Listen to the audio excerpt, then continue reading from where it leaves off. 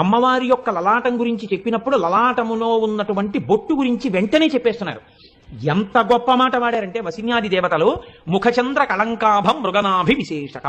అమ్మవారి బొట్టు దేనితో పెట్టుకుంటుంది అంటే మృగనాభితో పెట్టుకుంటుంది. మృగనాభి అంటే కస్తూరి. మృగనాభి అంటే కస్తూరి మృగం యొక్క బొడ్డు దగ్గర నుంచి ఆ కస్తూరి వస్తుంది. ఆ కస్తూరి మృగం ఏం చేస్తుందంటే దాని వాసన దానికి తగులుతుంది మేత వేసేటప్పుడు. అబ్బా ఎంత సువాసన వస్తుందో, ఎక్కడిదో ఈ సువాసన అనేది అడివంతా పరిగెడుతుంది.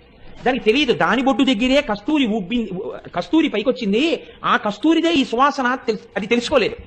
ఆ కస్తూరి మృగం యొక్క నాభి దగ్గర నుంచి ఊరినటువంటి ద్రవం కాబట్టి దానికి మృగనాభి అని పేరు.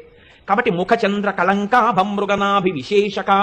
అమ్మా, నీ ముఖమండలమునందు నీ లలాటమునందు పెట్టుకున్నటువంటి బొట్టు ఎలా ఉందో తెలుసా?